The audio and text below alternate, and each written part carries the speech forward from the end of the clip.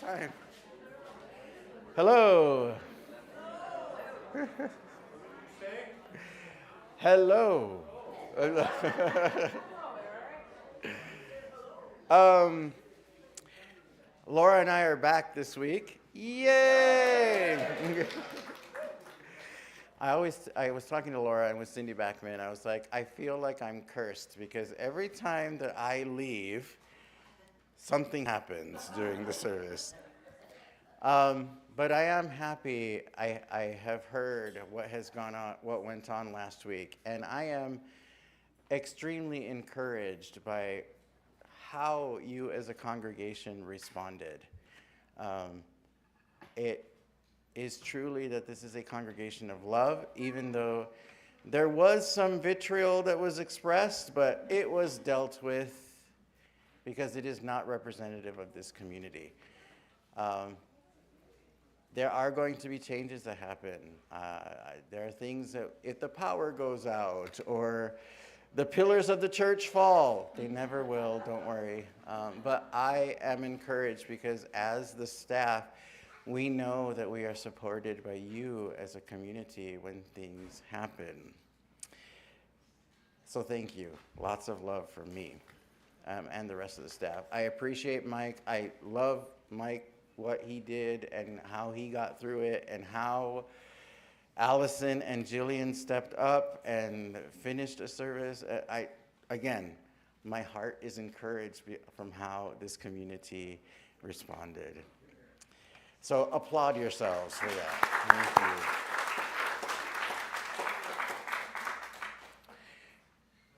For today, there is going to be a change in the service. Yay! But I will announce the changes as they come. Don't worry, it's nothing that will throw us off too much. But today, the music that is featured today is by or supportive of the Palestinian and Iranian communities. We know what is going on. Yes? We know what is going on. Allison is going to talk about that today. But the music, please lean into it because some of the tonalities are not going to be what you're used to. Lean into it. Meditate on it. This morning, our prelude is Medja by Charles Gounod.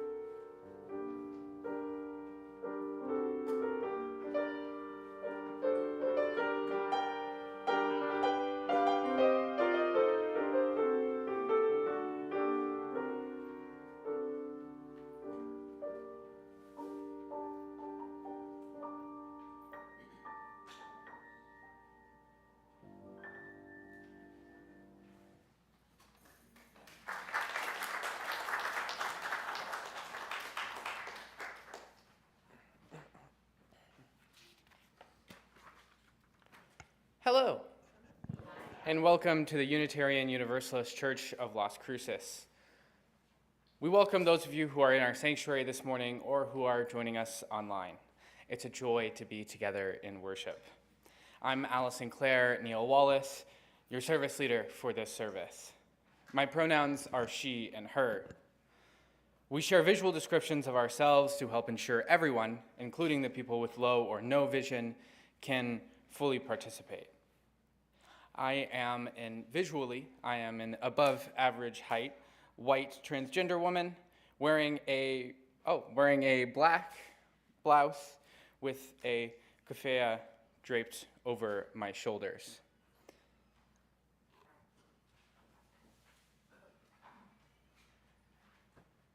Howdy. I am Micah Pearson, your service associate this morning. Starting off on a good, strong foot. My pronouns are he and him, and I am a biracial black man who is, as I always say, the palest biracial black man you'll see in a long way, with salt beard. No, let's not pretend there's pepper. And Irish pub hat, gray and white button-down shirt, and since I am not doing the homily today, matching socks. So, we have some amazing speakers and readers today, so I'm going to get through this as quick as possible. Whoever you are, whomever you love, wherever you're from, whatever your life circumstances, gender identity, sexual orientation, disability, documentation status, or spiritual path, you fit in here. Your story matters, and your presence is a gift. If you are new here, welcome. Please raise your hand as you are able, and keep it raised until our greeters can reach you. They will bring you a present. Hey, we got a lot of hands up. While they're coming to you, I'm going to say, please also fill out the visitor card located in the seat back in front of you, and you'll receive invitations to participate in our programs. You are invited. I'm doing real well. You are invited to join us after the service at coffee hour. We would love to get to know you and allow you time to get to know us. If you have additional questions, please join us in the lobby by the metal art piece right after the service. And as we enter into this time of worship, lean into the joy, music, and movement of this multi-generational space. Now, you have 45 seconds to greet your neighbor. It says countdown here, so.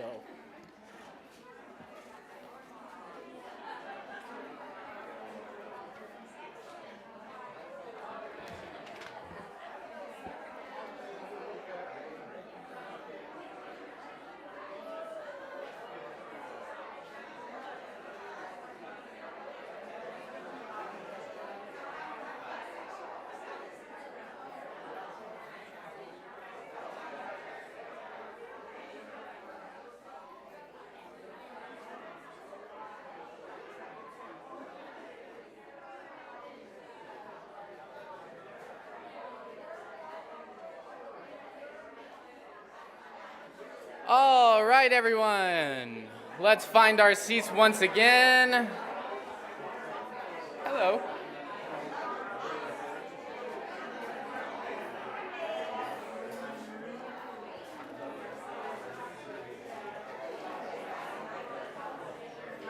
Let's just find our seats.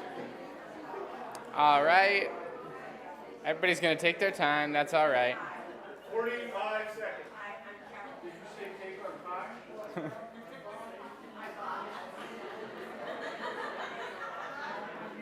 Stop greeting. Hey, we got a slide for it now.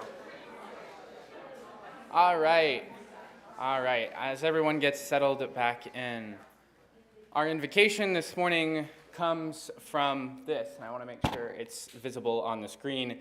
This is a zine from Addy Magazine titled Palestinian Perspectives. It is a collection of writings and artworks from Palestinian writers and artists that tell perspectives from Palestine. Our invocation this morning is an untitled poem by Fadi Judah. The patience that takes your heart out into the wilderness, the impatience that undresses you in a crowd. Both are tears, flowing or still in your artisan well. This is what faith taught you. This way, art; that way, God. This way, hierarchy dissolves. Your grandeur is your insignificance, and the whole world in an atom in the mind, the atom compounding, transmitting a world. It's not as easy as it used to be alone with the earth. Garden, I choose you. You are the time I want to lose. This morning, you will hear a couple of readings that come from Palestine. We will hear perspectives of Palestinians and experience those stories together. After those, I will come back and we will draw it all together as one.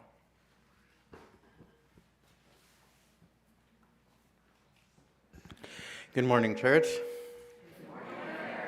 I am Eric Ramirez. I serve as the music director of the church.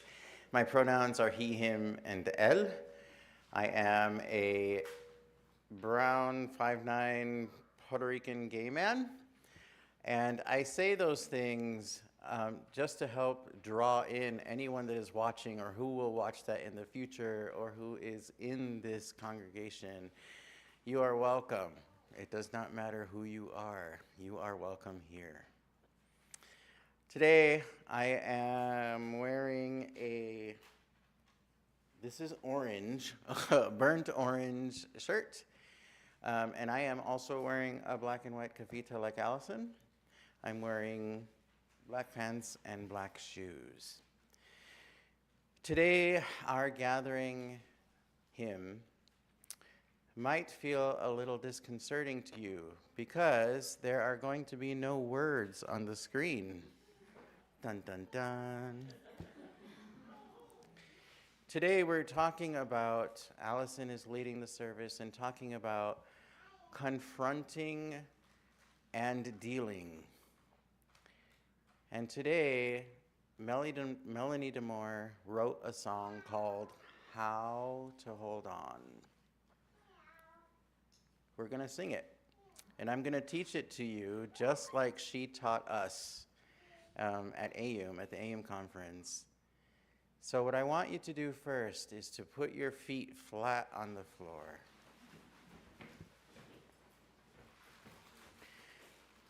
And relax. And take a breath in and out. One more time, breathe in, breathe out. I'm going to start the song, and as the Spirit leads you, we will sing it 3 times, 4 times. Please join in.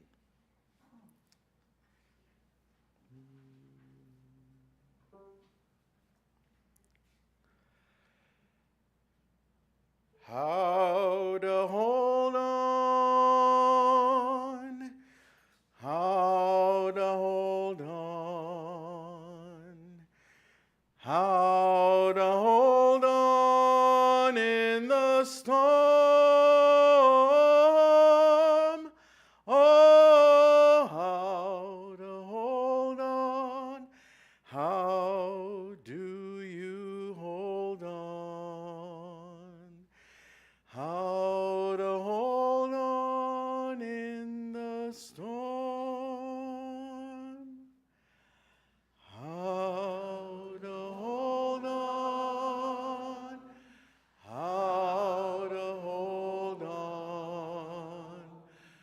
How to hold on in the storm.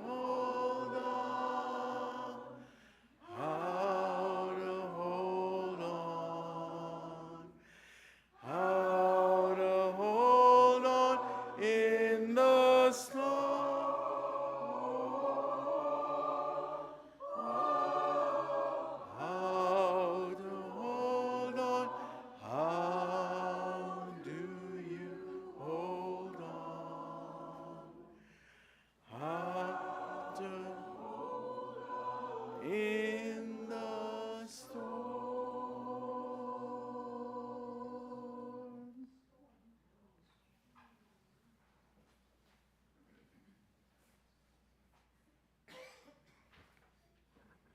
Wow.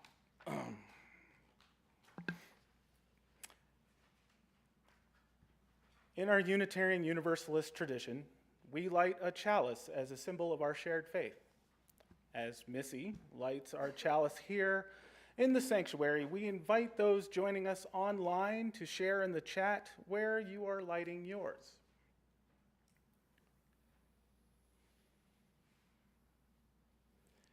We light this chalice today as a people dedicated to personal growth.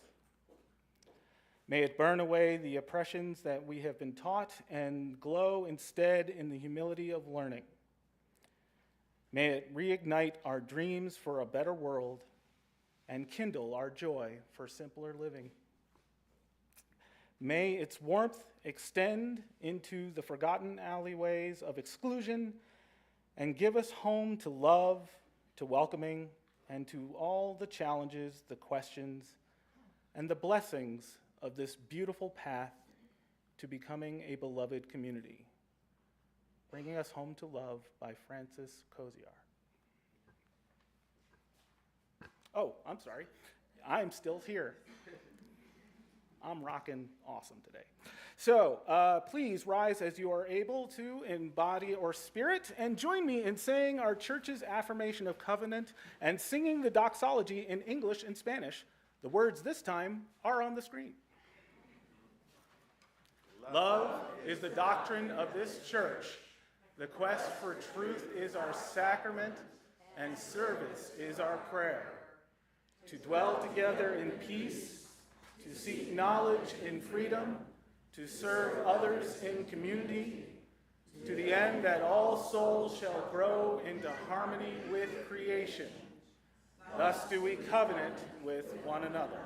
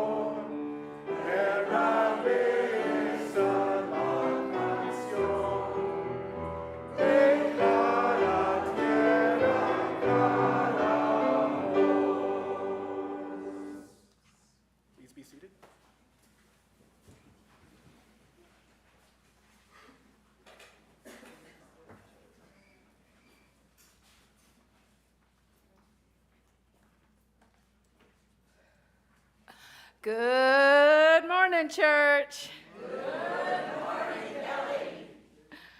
This morning I will be reading the story Siti's Bird, a Gaza Story. Oh, I have to introduce myself. I am Kelly Ingram. I am your Director of Religious Education. I am a 5'3", brown-skinned, mixed-race woman with curly black and silver hair that is currently pulled into a braid. I have on a black and white NMS UU shirt. I have on black and white shorts. I have on black and white glasses. I have on... You're a black and white woman? It's true.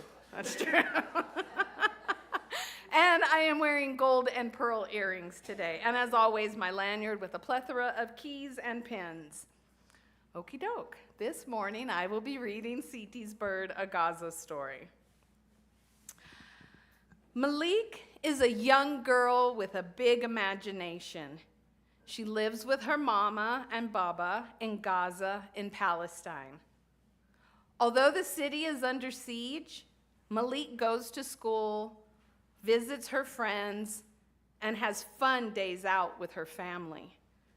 Gaza has a beautiful sea filled with colorful fish. Malik watches them from the boat every time she and her family go fishing. To Malik, the swirling fish look like a painting come to life. On Fridays, Malik and her family go to visit her grandmother's house. She loves visiting Siti and eating mikloba. I looked that up. I really hope I'm saying it right.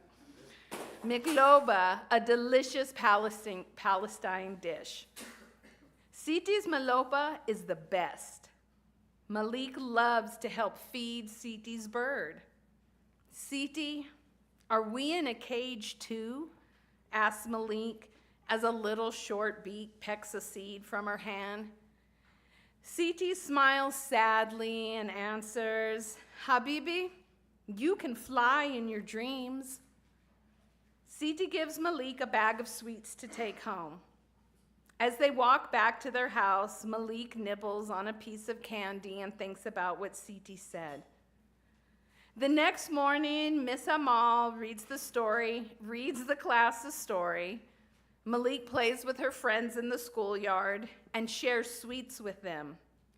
When suddenly, there is a loud, frightening noise.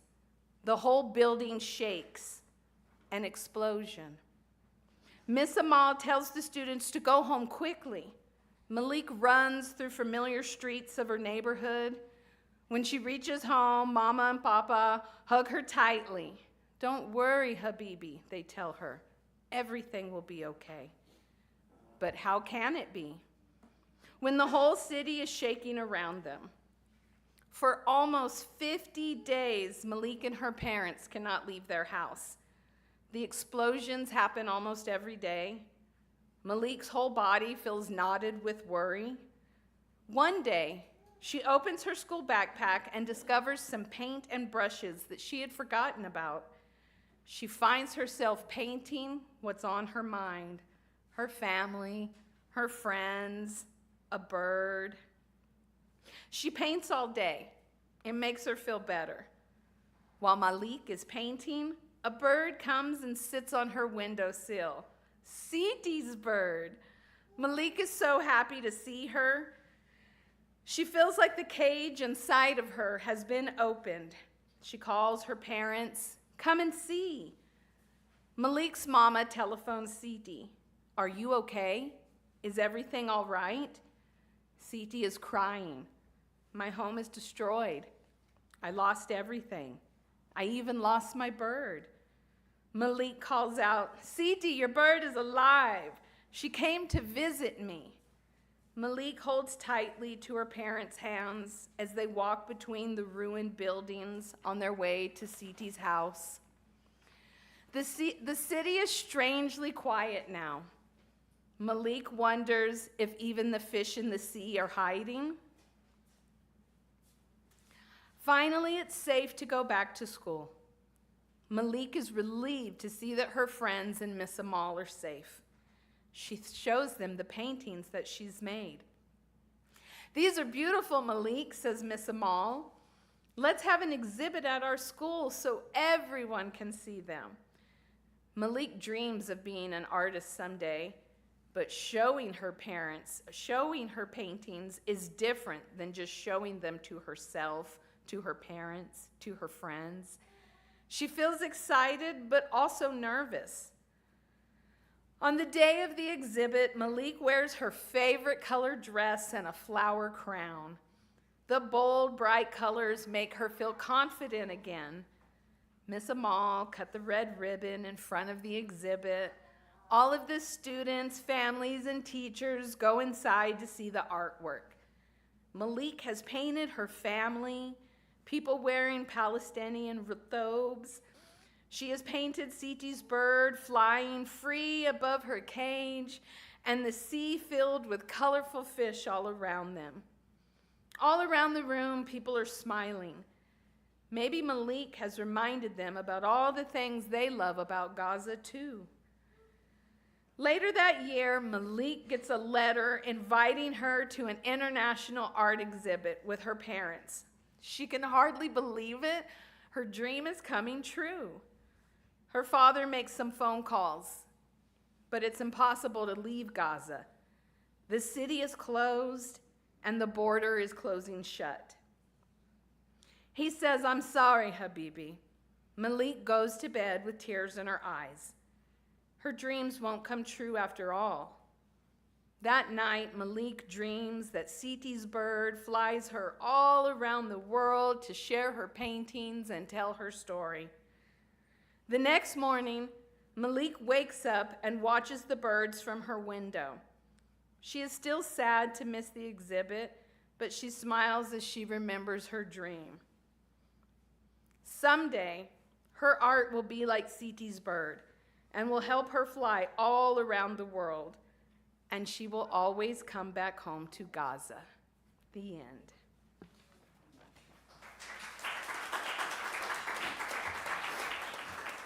And now we will have 2 rounds of the children's blessing. Anyone who would like to follow me out of the first round, we will exit these doors for the RE building. Thank you.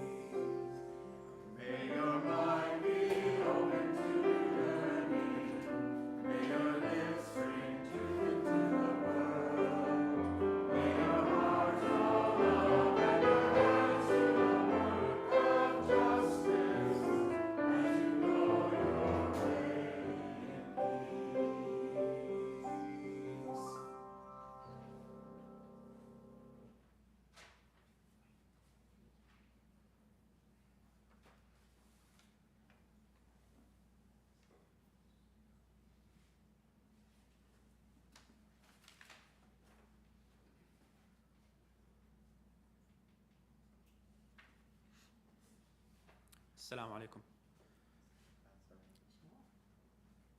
في القدس, in Jerusalem, by Tamim al-Barghouthi. We passed by the home of the beloved, but the enemy's laws and the wall turned us away. I said to myself, maybe that is a blessing. What will you see in Jerusalem when you visit? You will see all that you can't stand, when her houses become visible from all sides. When meeting her beloved, not every soul rejoices, nor does every absence harm. If they are delighted when meeting before departure, such joy cannot remain kindled. For once, your eyes have seen Jerusalem. You will only see her wherever you look. In Jerusalem, a greengrocer from Georgia, annoyed with his wife, thinks of going on vacation or painting his house. In Jerusalem, a middle-aged man from Upper Manhattan holds a Torah and teaches Polish boys its commandments. In Jerusalem, an Ethiopian policeman seals off a street in the marketplace. A machine gun hangs from the shoulder of a teenage settler. A person wearing a yarmulke bows at the Wailing Wall. Blonde European tourists who don't see Jerusalem at all but spend most of the time taking pictures of each other, beside a Palestinian woman selling radishes in public squares all day long. In Jerusalem, there are walls of basil. In Jerusalem, there are barricades of concrete. In Jerusalem, the soldiers marched with every boots over the clouds. In Jerusalem, we were forced to pray on the asphalt. In Jerusalem, everyone is there but you. And history turned to me and smiled. Have you really thought that you would overlook them and see others? Here they are in front of you.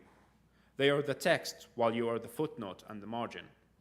O son, have you thought that your visit would remove from the city's face the thick veil of her present, so that you may see what you desire?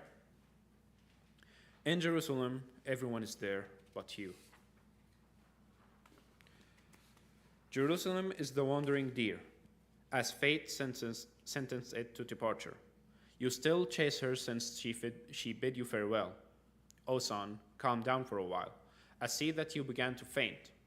In Jerusalem, everyone is there but you. O historian, wait. The city has two timelines.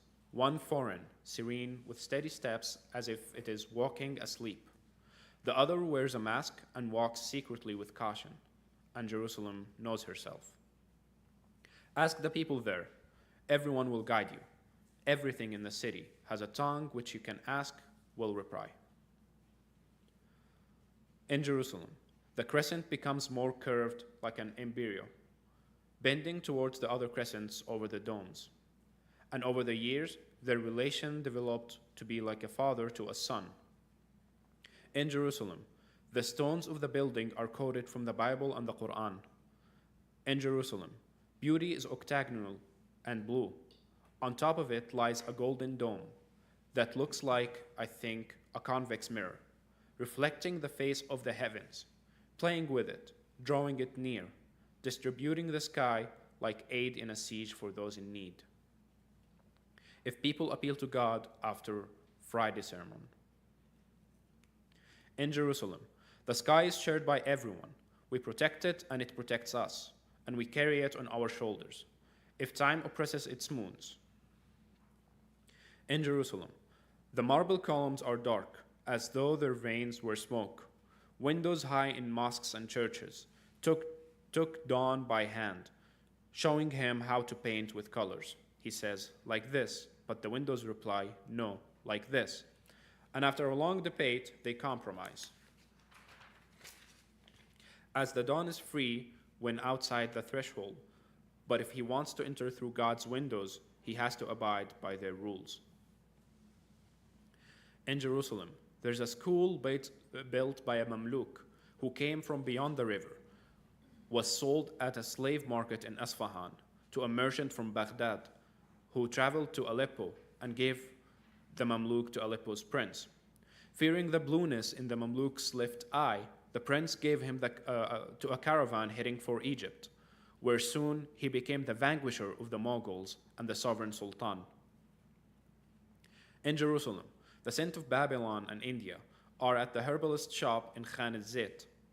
I swear it is a scent with a language that you will understand if you listen. It says to me, when tear gas canisters are being fired, don't worry. And as the gas wanes, the scent fills the air again and says, you see? In Jerusalem, contradictions get along. Wonders cannot be denied. People check them out like pieces of old and new fabric, and miracles there are tangible. In Jerusalem, if you shake hand with an old man or touch a building, you will find engraved on your palm, my friend, a poem or two. In Jerusalem, despite successive calamities, a breeze of innocence and childhood fills the air. And you can see doves fly high, announcing between two shots the birth of an independent state. In Jerusalem, the rows of graves are the lines of the city's history, while the book is the soil. Everyone has passed through, for Jerusalem welcomes all visitors, whether disbelievers or believers. Walk through and read the headstones in all languages. You will find the Africans, the Europeans, the Kipchaks, the Slavs, the Bosniaks, the Tatars, the Turks, the believers, the disbelievers, the poor and the rich, the hermits and the miscreants. Here lie all sorts of people that ever walked the earth. They were footnotes of the book. Now they are the main text before us. Is it just for us that the city has become too small? O Chronicle, what made you exclude us? Rewrite and think again, for I see that you made a grave mistake. The eyes close, then look again. The driver of the yellow car heads north, away from the city's gates, and now Jerusalem is behind us. I could glance at her through the right wing mirror. Her colors have changed before the sunset. Then a smile sneaked into my face and said to me, when I looked close and careful, "Oh, you who weep behind the wall, are you a fool? Have you lost your mind?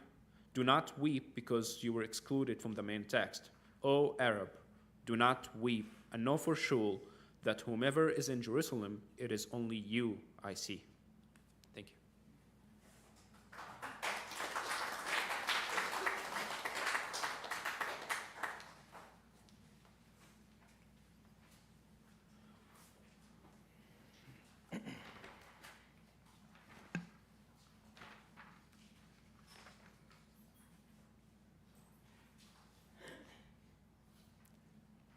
As we gather together in this sacred space, we are invited to invest in our church's mission and shared life.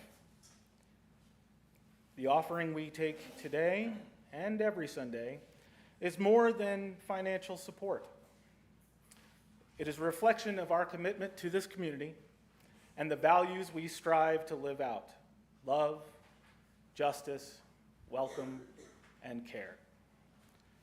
Our church depends on each of us. Your generosity sustains our worship programs, partnerships, and our ability to grow in faith and service. Whether you make a one-time gift, support of today's Change for Change partner, or fulfill your annual pledge, every contribution helps strengthen our community and extend our reach. This quarter, our Change for Change partner is La Pignon, whose work brief is not listed in the mission of the script that I'm here to read. And I know what they do. They work with sexual assault recovery services in southern New Mexico. So please, you can give online. Through this partnership, we carry our values beyond these walls. You can give online, by mail, or by placing your gift in the baskets that are coming around right now. Every gift matters, and every gift makes a difference. The offering will now be given and gratefully received. This is the first change in the service. The piece that is for the offertory/anthem, we will do another day because something important is going to happen during the time of meditation. So the meditation is now what you're going to hear as the offertory. Ya Telechi.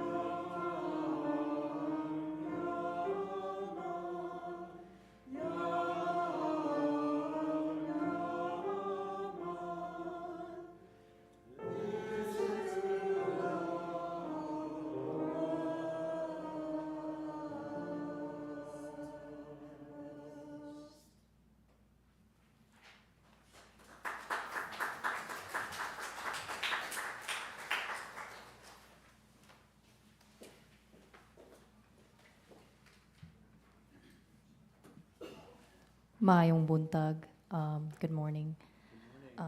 I will be reading Letter to the Unborn by Lian Al-Gusain. Rami, Habibi, I will tell you about consent, about not touching others without asking, and not letting others touch you without assenting. I will tell you about the patriarchy. I will tell you that, as a man, if you identify as one, that you have even more responsibility to smash it. Rami, Habibi, I will tell you about Palestine. I will not tell you that, as you grew in my womb, I also held the children of Gaza there. I will not tell you that some were dead and some were alive. I will not tell you that I hope you will save us all, myself included. I will not tell you that every day I see us marching into the apocalypse with you at our lead. But I will tell you that the purple lighting and turquoise tidal waves, the plasma screen bright forest fires, and the split legs in the air earthquakes, the crawling vine nooses on the monuments of men, and the navel-shaped cyclones anchored by iron chain cords are the souls of the indigenous, back for what's theirs. Baby Rami, this is only the half of it. I hate to break it to you, but your father is Lebanese. Our tears are lava, our hearts are active volcanoes. Our souls are so bullet-ridden that we can't sleep from the starlight the constellations heap upon us. Our pupils have not stopped dilating since the First World War. I will not tell you that it is you who will put us to sleep, my baby. It is you who will rock your father and feed your mother. We were dehumanized before being born. It is us who have last names that built the waiting rooms at airport security and the faces deemed untrustworthy without a fresh shave and a fake smile. It is you who will humanize us. You will soften our outlines to strangers. Who were Joseph and Mary without Jesus? Just two Arabs. I will tell you that we love our Lebanese mountains and Palestinian hills so deeply that they mistook us for stones. We were so identified with the olive and cedar trees, they thought us inanimate, unalive, a land without a people. They didn't realize that, to us, the two are interchangeable. Not only do we know the land, but the land knows us. We are the land, and the land is us. Its holiness and grime cannot be dispelled from us. That's like asking a pine tree to spit up the very seed it came from. That's like asking me which cell of yours I first grew, when the truth is, you were projected all at once, dead before you were alive, and autonomous before you were ever mine. Love your mother, and inshallah, your friend, Lian.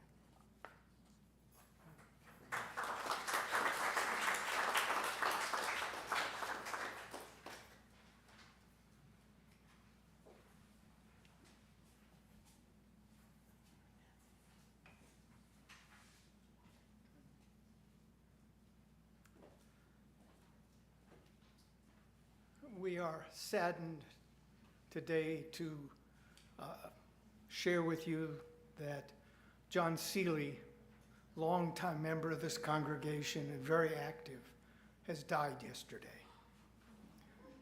He had suffered his 6th heart attack, which he did not survive. No arrangements have been made at this point, but I do invite you to spend a quiet minute in remembrance of John.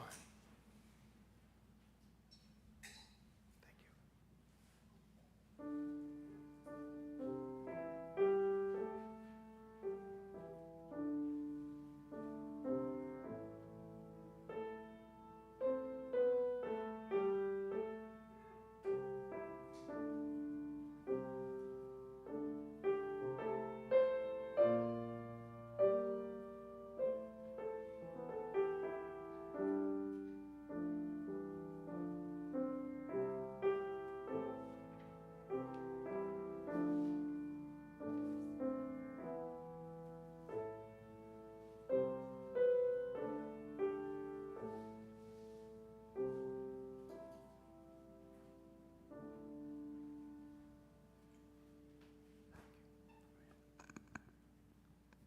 John was a member of the covenant group I lead, which meets at what was once called Good Sam. And our group will miss him very much, as I know you all will. Thank you.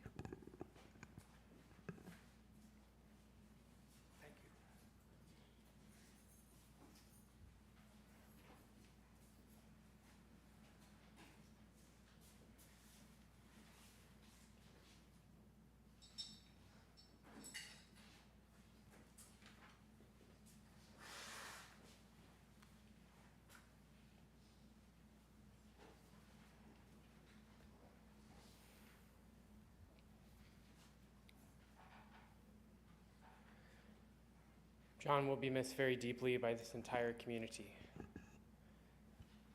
He's a man I've known since I was like 5. So it was kind of an odd feeling to come in this morning and hear that news.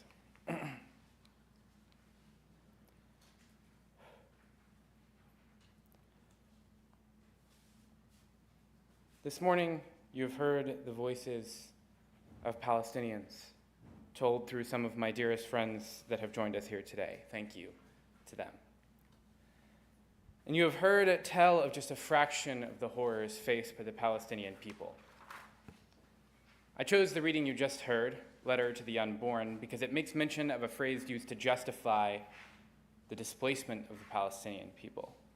A land without people for a people without land. 2 lines from that poem struck me deeply. First was the question she poses when writing to the unborn. Who were Mary and Joseph without Jesus? Just 2 Arabs. Our UU values determine our faith, something I remind you all of every time I stand at this pulpit. But Leanne seems to understand those values well, all the way from Palestine. We are the land, and the land is us. This is a worship service, so I will not waste my short time this morning with filling you in on the history of the Nakba of 1948, which led to the displacement of over 750,000 Palestinians. I will spare you hearing the history of death and destruction following the Six-Day War, which itself led to the deaths of around 13,000, and that is only what has been recorded. You do not need to hear these details from my voice. I have no personal connection to Palestine other than my values, my UU values, and my personal values. Values of the inherent worth and dignity of every human being, of justice and compassion in human relations. Values that should lead each and every one of you to care about the Palestinian cause as I do, as much as I do. The world as it is now is a terrifying place. People are being kidnapped and killed by masked men with a mandate from the government to destroy lives and families. Hate is rising at home and abroad. But the realities we are just now being shown in America are only a portion of the realities the Palestinian people have faced and lived for decades. This is why I fight for liberation. Speaking on the intersectionality of trans women's and Palestinians' mistreatment in prisons, the great abolitionist Angela Davis said, "We should not have allowed this to happen over the last 3 decades, and we cannot allow it to continue today." I am sure hers is a name that will be familiar to most, if not all of you. She was named a terrorist for her civil rights activism, her very vocal civil rights activism. And she still fights to this day after multiple legal battles and many threats faced and sometimes acted against her. Angela Davis is a hero, one who fundamentally understands that the fight for trans women in America, my fight, is the same fight as hers for black and brown liberation. And it's fundamentally the same as our shared fight for Palestinian liberation. I am a trans woman living in a system that seeks to erase me. A few months ago, trans people in Kansas woke up to their driver's licenses being revoked, all at once and overnight. No warnings were given. Their civil liberties were silently erased from the system. This is why I fight for liberation. Davis, along with my wonderful friends in Las Cruces for Palestine, were the inspiration for this service. Laying before you on the altar, you see the colors of the Palestinian flag: black, white, red, and green. You see a kufaya, a symbol of liberation. And you see a flaming chalice in the center in the colors of the trans flag. It paints a picture of intersectionality. It paints a picture of a shared fight. The title of this service comes from this book, A Year Without a Name, by Cyrus Grace Dunham. The book is a transition memoir, one that instilled me with great dread and left me with great hope. Cyrus is a hopeless romantic who details their life in the lead up to their transition. After they begin this journey, they lie with their partner and talk about their feelings in the moment, their terrible feelings in the moment. Their partner says to them, "You are in your cocoon state, turning into goo to rebuild yourself back as a beautiful butterfly." Cyrus revels in the feeling of being goo, of changing, of being nothing and something at the same time. It is an amazing book that tells an amazing story, which many trans people will feel seen by. But it's that goo state they write about that really grabbed me, really stuck with me. Fighting for liberation when it feels fruitless is demoralizing. It makes me feel like I am made of goo, a familiar feeling from when I first started my transition. I have a butterfly tattooed on my arm to remind myself that the end goal is transforming the world, creating something beautiful where all people can be one. It may seem a zealous and unrealistic goal, but in the short term, I fight in the struggle of liberation. When I fight here in New Mexico, heading to Santa Fe to demand further protections for trans residents, I fight the same fight as the students in our encampments a couple of years back. We are all fighting for a liberated world, one that cannot happen without all of the other causes being successful as well. None of us are free until all of us are free. As UUs, we are predisposed to fight for liberation.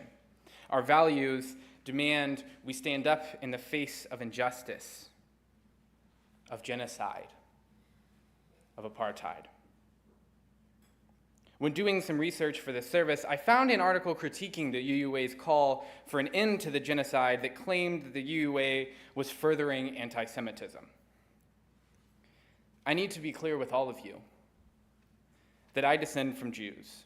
I love the Jewish faith and the Jewish people just as much as I love the Muslims, the Christians, the Hindus, the Taoists, and my fellow UUs, everyone. Zionism, the support for an only Jewish state in Palestine, is a political ideology separate from faith. Zionism is an ideology that conflicts with UU values. The UU has been making this clear in resolutions since 1982.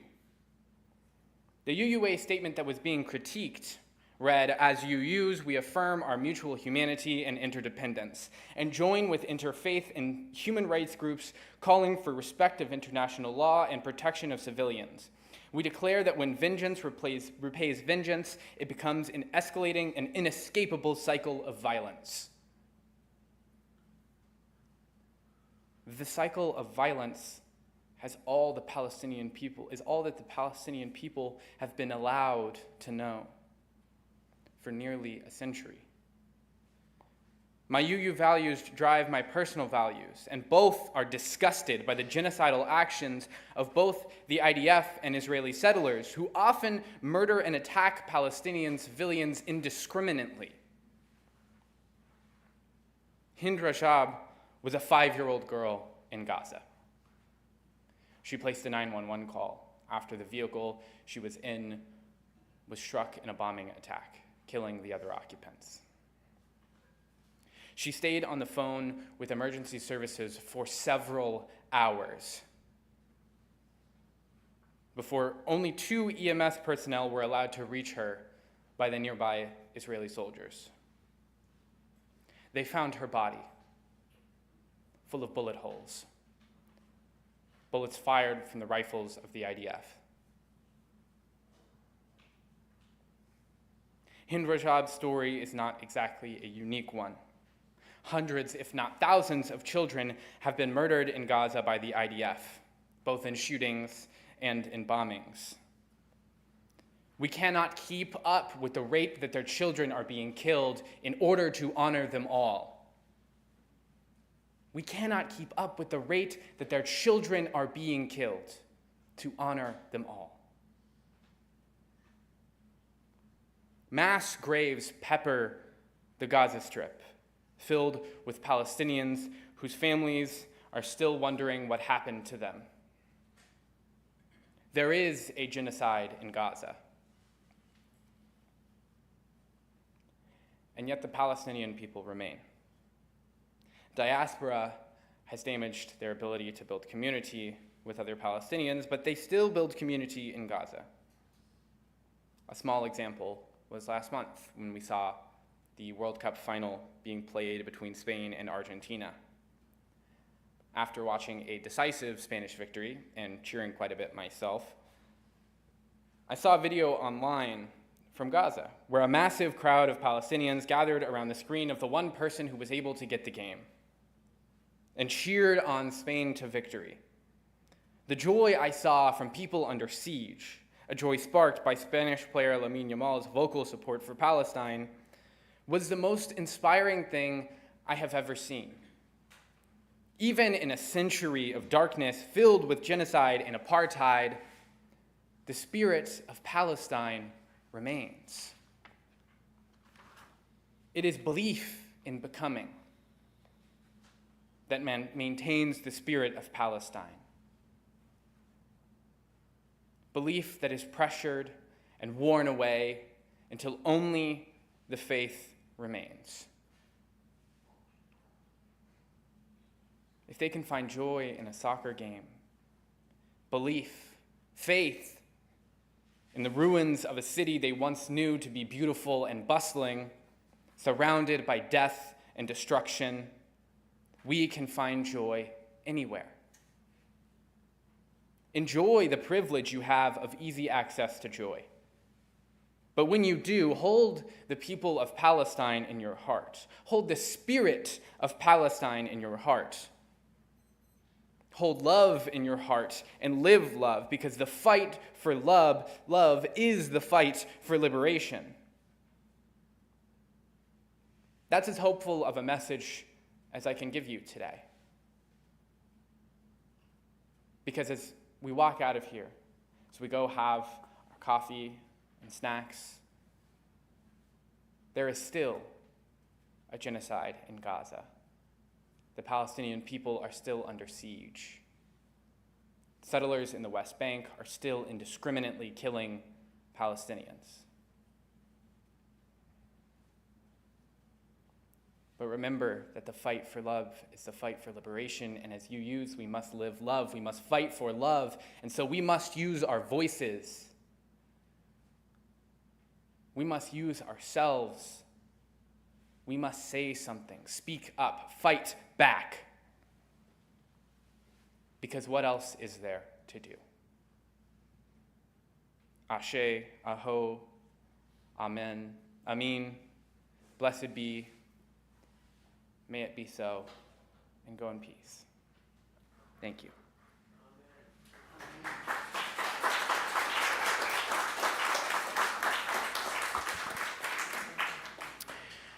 Jan, would you come up for a second?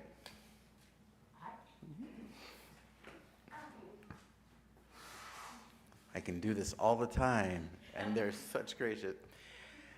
Our closing hymn is "What Wondrous Love," and I know many settings of this hymn, but I learned today a little about Connie Hart. Would you share it with us, please? Connie Hart wrote the words that we have in our hymnal. She was a member of the First Unitarian Universalist Church of Detroit and a member of the choir, and she was prone to severe depression. And at times when she would be in a depression, the choir would record some songs and send them to her, and we think it refreshed her. We think that that's why she was able to come out of the depression. The last depression, major depression she had, they did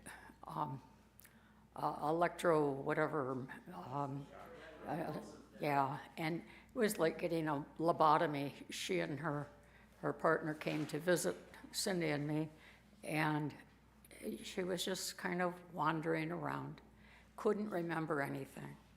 But she left her mark by writing these words. I have many Palestinian friends. I have 2 families here in Las Cruces from Palestine. And I ask them on every visit, how's your family? How are your friends? Sometimes the responses are, I just want to cry. And other times they got food, or we were able to talk to them, or UUs create hope in the world. What did I just say? UUs create hope in the world. I truly believe that. This hymn exemplifies part of that. Would you please rise in body or spirit as you are willing and able as we sing number 18, What Wondrous Love.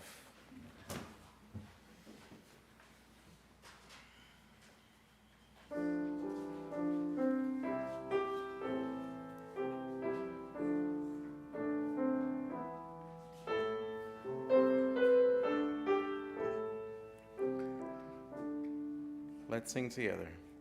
What wondrous love is this, O my soul, O my soul? What wondrous love is this, O my soul? What wondrous love is this that brings my heart such bliss and takes away the pain of my soul, and takes away the pain of my soul. When I was sinking down, sinking down, when I was sinking down, when I was sinking down beneath my sorrow's crown, friends to me gathered round, oh my soul, friends to me gathered round, oh my soul. To love and to all friends I will sing, to love and to all friends I will sing, to love and to all friends who pain and sorrow mend, with thanks unto the end I will sing, with thanks unto the end.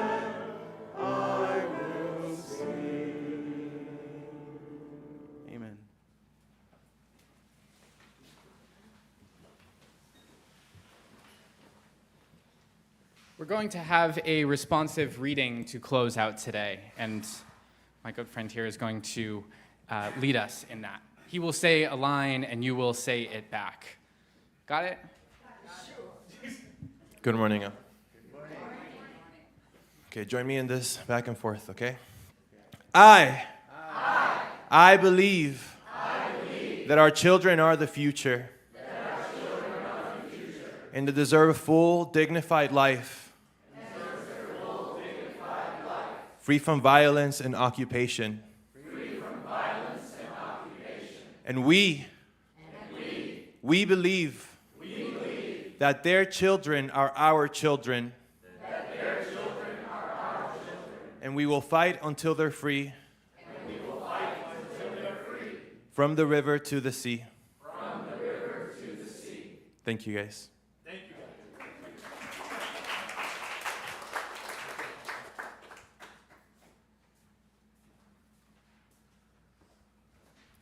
I am reminded once again, as I head to the words to extinguish the flame, how powerful hope and love are because of their utter and complete irrationality in the face of the onslaught, and how history has proven time and time again just how powerful those two forces are.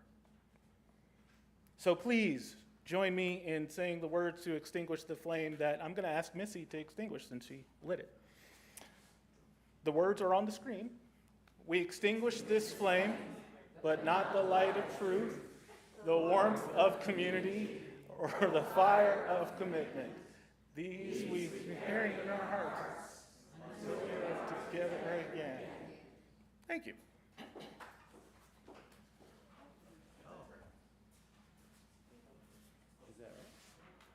There's a post loop.